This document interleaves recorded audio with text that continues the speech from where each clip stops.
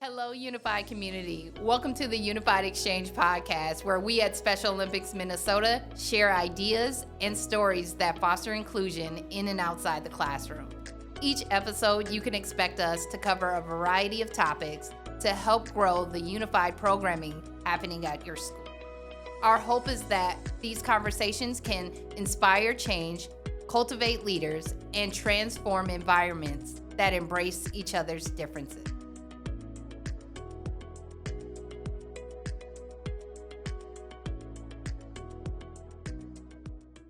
Welcome back to the Unified Exchange podcast. My name is Jonathan Johnson, Young Athletes Manager for Special Olympics Minnesota.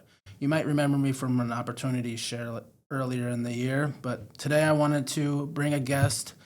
We are going to highlight the Young Athletes Festival taking place this summer at the USA Games. So with me today, we have Jen Hansen with Special Olympics International. Welcome, Jen. We're going to get right into it with a connector question. Who in your life modeled inclusion? And I can start. I don't really have a singular person. I think back to when I was in high school.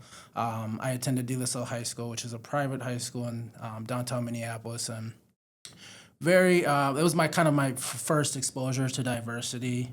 Coming from a K through 8 school where it was predominantly white, it was really my opportunity to be amongst peers and teachers who looked like me, and so that was my first glimpse at it, and just seeing that community being built with all of us taking classes together and sharing in those experiences was really special to me. Oh, that's lovely. I would say for me, again, I'm not an individual who modeled inclusion, although I can think of a number of folks. It's more groups of people. And if you can imagine, back in 2003, when I started my career, I was a case manager for people who had disabilities that were in group homes. But the experience I was having is that they were institutionalized as children. So they were senior citizens. They had never been included. They had never been in the community. They had never been in their families. And so I saw the stark difference of being in the group home and then slowly transitioning my career to a space in the mid 2000s where I'm seeing kids that were never institutionalized are always out in the community, always with their families. And I saw that stark difference, and it really pointed out to me quite obviously the mistakes of the past can't be repeated in that regard. So it was a pretty impactful experience for me. Thank you for sharing. Thank you for that. I want to get into the portion of our show that we call Game Time. In this interview portion of the Exchange podcast, we will focus on the Young Athletes Festival at USA Games this summer. Are you ready for game time with me? Sure. All right. I forgot to even mention that your role is Director of Early Childhood. That's correct. With Special Olympics International. That's right. Okay. So for our audience, the Special Olympics USA Games will be held from June 20th to the 26th. It's going to bring in 4,000 athletes, 1,500 coaches, 10,000 volunteers, 75,000 fans, all from all 50 states right here in Minnesota. The games will shine a light on the abilities and strengths of people with intellectual disabilities. So, before we jump into all things Young Athletes Festival, can you share how your journey with Special Olympics started? Yeah, I'd love to share. I did have that experience in 2003 as a case manager in a group home, and that was in Michigan. I went to school for social work at Western Michigan University, and how I started with Special Olympics Minnesota is I used to work for the YMCA, and I helped lead their camp activities, and we did a theme of volunteerism, called up Special Olympics Minnesota, totally didn't know anyone, and talked to the person on the other line and asked them to come out and talk to our kids about volunteering. Afterwards, we had a really deep conversation about the importance of inclusion and ways in which the Y could be more inclusive in their offerings. I helped them pilot for Special Olympics Minnesota and the Y, this Young Athletes program. And then when an opportunity arose at Special Olympics Minnesota, I took it.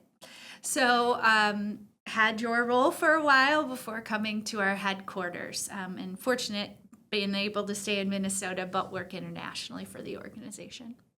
Shout out to the Y. I also started at the Y, Yeah. and where I got my love for working with youth. So love the There you go.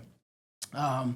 Can you tell us were some of the initial barriers and challenges that you overcame during your time leading young athletes in Minnesota? As silly as it sounds, and I've been saying the same thing for years. In fact, I had a call this morning with a pretty high-level organization and said the same thing. It's getting the message about young athletes to families. You would think a free play program would be a whole lot easier to market and get support around.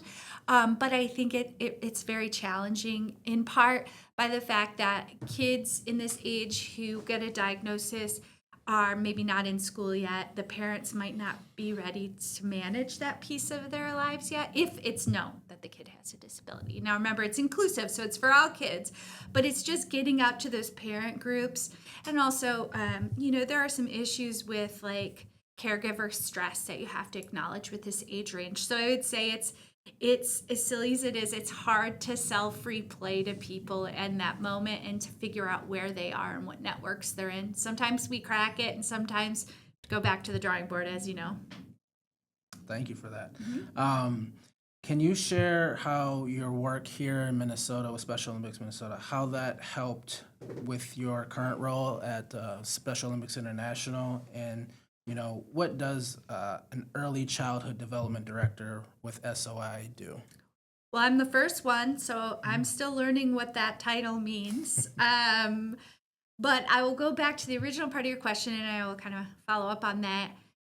Special Olympics Minnesota played obviously a pivotal role in where I am now, mainly through an experience I didn't know. I think nobody expected to really change the trajectory of my career. No plans of leaving Special Olympics Minnesota, but I became a mentor for American with Disabilities Act fellow who is from Kazakhstan.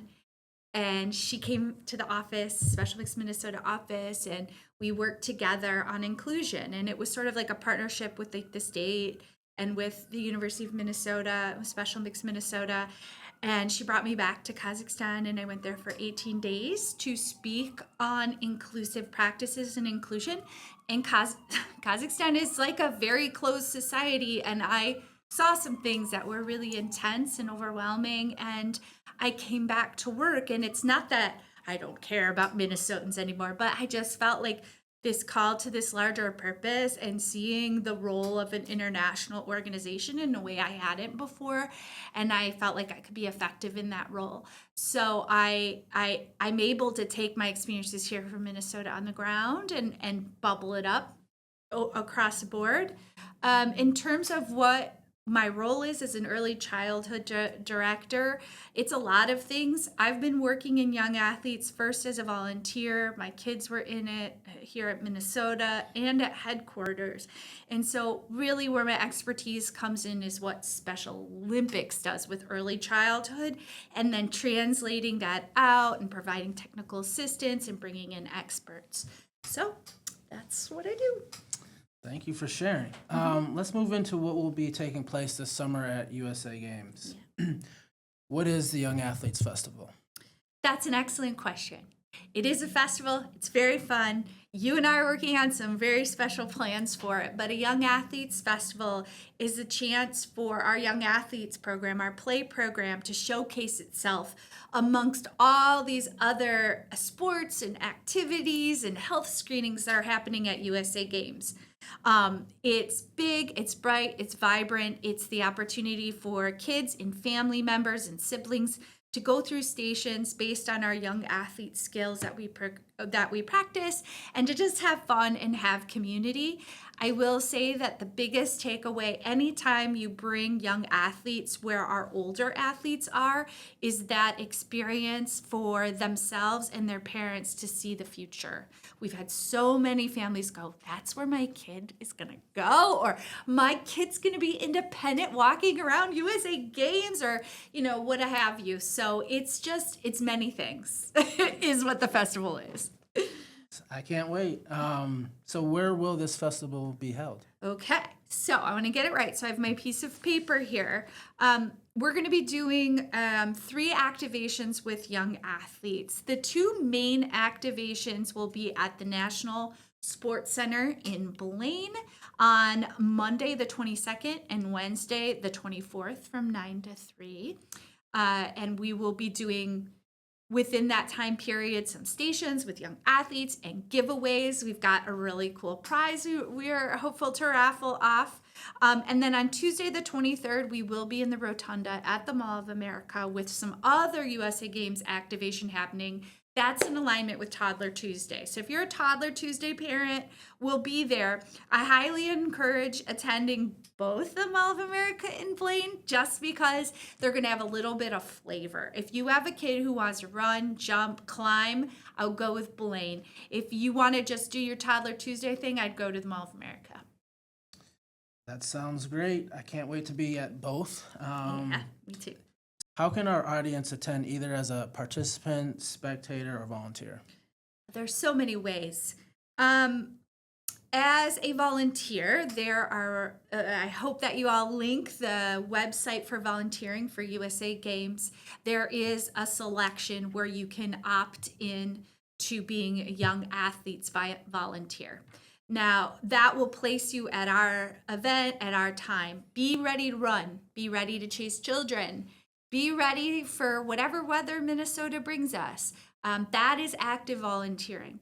You can also volunteer for lots of other activities if that isn't your speed. So I just recommend looking at the website.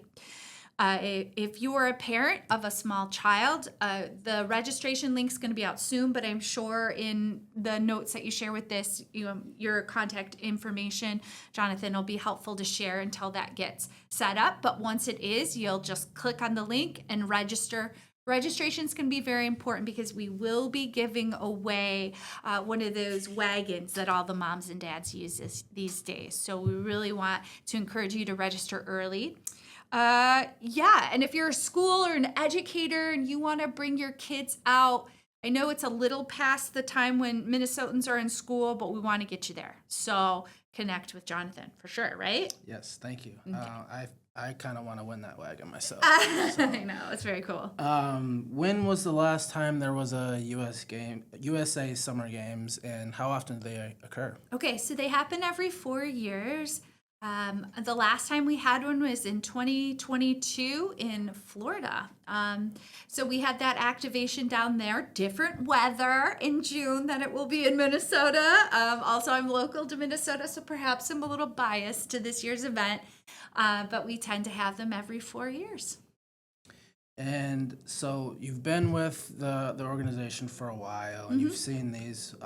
Can you just share how the young athletes activations have grown from games to game? Yeah, for sure. And I've also been able to see them at the international level. For a few times I got to see them out in Abu Dhabi, of all places. So it's really grown into one of the premier events at games because of that connection of our future Special Olympics athletes and the little ones. Our chairman of the board, Tim Shriver, loves young athletes. So Jonathan, be prepared because he will not leave the festival. He will be there from the time it opens to the time it closes on the day that he visits. He loves being with the kids. But I've seen it evolve over the years, the intentionality around the way we design the stations, the partners we bring in, and now with this year's, the fun we get to interject in it. We're going to have a superhero theme. We're going to really theme it out. We're going to make each station kind of relate to the next. So I've seen it grow over the years. And our goal with any USA Games activation is that the program, Special Olympics Minnesota, has this legacy from games and they can grow their programming. Very, very exciting stuff. I can't wait. So thank you for participating in Game Time with me. That was the last question there. So like any, extreme workout or competition, it's time for the cool down. It's important that we, cool our bodies down. And so we just have a question for you to leave our listeners with a nugget of information. What advice would you give to our youth, educators, athletes, and families in their leadership journey with Special Olympics Minnesota? Okay. Oh, okay. So I said that my first experience with Special Olympics is when I called up through the YMCA, but that's not exactly true. My first interaction with Special Olympics was in 1999 as a unified floor hockey player at my university. Something that I thought I was going to be at registration. You notice how I said for young athletes, get ready to run? They did not tell me that when I signed up to volunteer for Special Olympics at my university. I thought I was working registration. I became a unified floor hockey player. Not exactly the fit that I had intended. I was not good. And my poor teammates. But I think the most important thing that I've learned with Special Olympics is we've got people all ages, phases, seasons of life. It will come back to you. So if you're a senior participating in it really heavy right now and you go off and you're a freshman and maybe for a little while you have to really focus on that, that's okay. You can come on back. Or you can lead it big time at your campus, which is something we always love. If you're a new mom and you have a child with a disability and you've engaged with us a little bit in young athletes, but you have to go take care of your kids and you're a little bit like, well, I kind of disappeared. Are they even going to want me back? We want you back wherever you are. We're here for every stage and phase of life. Special Olympics has been with me from college, early professional, early motherhood. I now have a senior in high school. I've worked through every age and phase of my life. And so just knowing that your leadership journey, we're always here. And if you're really involved, either as a volunteer or a staff member or a school-based person, Special Olympics is very open to where you want to take us. If you have a vision of something you want to do, we typically will work with you to kind of bring that to life. And in fact, that's how young athletes came to life, through dedicated parents who had a vision of this program. So I would just say stick with it. Yeah. Thank you. Yeah, what I'm hearing is Special Olympics is truly a lifelong, whole life program, and to be in this position to engage families with their littles between 2 to 7, I just feel very blessed. So thank you all for joining. Thank you, Jen. We appreciate it. Thanks for having me. We are rolling into our last segment of the episode, which is the Opportunity Share segment. Listeners, this is the prime time for you to stay in the know of what's happening at Special Olympics Minnesota. My colleague Lindsay on the schools team is here to join me today. Thanks, Abby. This Opportunity Share segment today will focus on how schools can get involved with unified esports. Right now, there are 2 ways schools can get started. First, there is the Play Versus Spring 2026 season. And second is the SOMN UCS Mario Kart Time Trial League. Abby, can you tell our listeners a little bit about the Play Versus League? Yes, Play Versus is the platform that has partnered with Special Olympics Minnesota to provide regional unified esports leagues. Registration is now open for the spring 2026 season, but will close soon on February 6th. Lindsay, can you tell us more about the Mario Kart Time Trial League? Absolutely. The Mario Kart Time Trial League is a new opportunity starting in February where teams race a specified course each week and submit each racer's best time to earn points and compete against other unified teams in Minnesota. Races are run at times that fit each team's schedule, and registration is open until February 9th. I can't wait to see unified esports grow at our Minnesota Unified Champion Schools.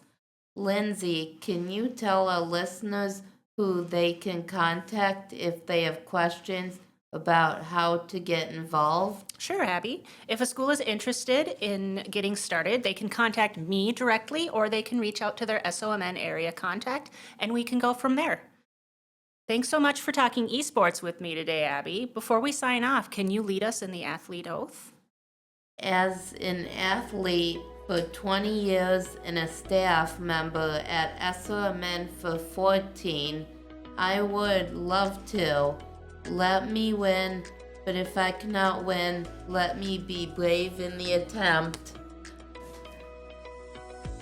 That's episode 9 of the Unified Exchange Podcast. Thank you for listening. And always remember to live unified.